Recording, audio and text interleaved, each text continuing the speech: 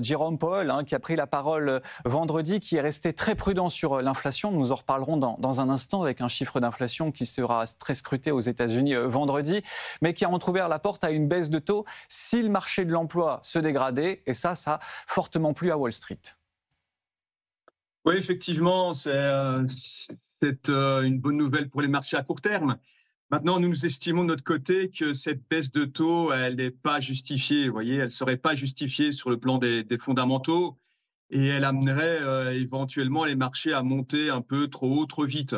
Parce que quand on regarde les fondamentaux, même sur le marché du travail, vous voyez, effectivement, il y a des gens qui restent au chômage pendant plus longtemps. On a plus de 1,8 million d'Américains qui sont au chômage depuis plus de 27 semaines, qui est considéré comme le chômage à long terme aux États-Unis. Alors ça c'est vrai, c'est indéniable.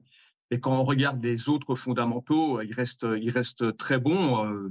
Et même sur le plan de la croissance, lorsque vous avez les perspectives de croissance du PIB de la Fed d'Atlanta, qui sont encore à 2,5% sur base annualisée d'un trimestre à l'autre, je pense que cette baisse de taux, elle serait plutôt déstabilisatrice qu'autre chose. Et il faut savoir aussi que la Réserve fédérale, alors certes, elle doit veiller à ce que l'inflation reste basse, que le chômage reste basse, mais derrière ces deux mandats, ce dual mandate, comme on dit, bah, il y a cette obligation de stabilité financière. Et je pense que ça devrait être dans la tête de Jérôme Powell. Alors je pense qu'ici, il a voulu donner un signal qu'il n'était pas têtu, qu'il était ouvert éventuellement à une baisse de taux.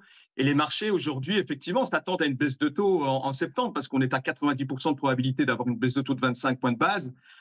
Mais de notre côté, on reste beaucoup plus circonspect.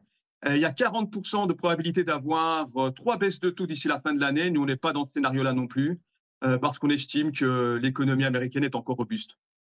Du côté de l'inflation, Jérôme Powell a également dit que ça y est, les droits de douane commençaient petit à petit à se répercuter dans le prix des étiquettes aux États-Unis. Ça, par contre, Wall Street ne l'a pas du tout pris en compte. Quelles sont vos anticipations chez Waterloo Asset Management? Comment aujourd'hui ces droits de douane qui ont été mis en place il y a bientôt 3 semaines aux États-Unis peuvent se répercuter aux États-Unis? Alors, il y a deux choses, je pense, à prendre en considération. Il y a d'abord l'impact, effectivement, sur l'évolution de l'emploi. Il faut savoir que les chiffres de mai et de juin n'étaient pas effectivement fantastiques. En juillet, on n'a pas eu non plus un rapport qui a séduit les marchés. Et c'est vrai qu'en mai-juin, on a pu effectivement intégrer l'incertitude des droits de douane en retardant, si vous voulez, les embauches. Mais le chiffre de juillet, pour nous, n'était pas si mauvais que ça. Et en août, selon nous, on pourrait même avoir des chiffres plus élevés qu'en juillet. Donc, si l'effet des droits de douane est un peu digéré par les acteurs du marché et de l'économie, on pourrait avoir 100 000 comme chiffre au niveau de l'emploi en août, qui sera un bon chiffre. Alors, ça, c'est la première chose, c'est sur l'emploi. Maintenant, sur l'inflation, effectivement, on a une inflation qui reste persistante. On a des taux qui sont proches de 3% lorsqu'on purge l'inflation de ses composantes exogènes. Et c'est une autre dimension à prendre en considération qui ne justifie pas une baisse des taux de 25 points de base. Alors, ce ne serait pas la fin du monde s'il y en avait une baisse de taux de 25 points de base, mais les valorisations sont quand même relativement élevées. Hein, on a un PE aux États-Unis qui est à 22,5 sur les S&P 500.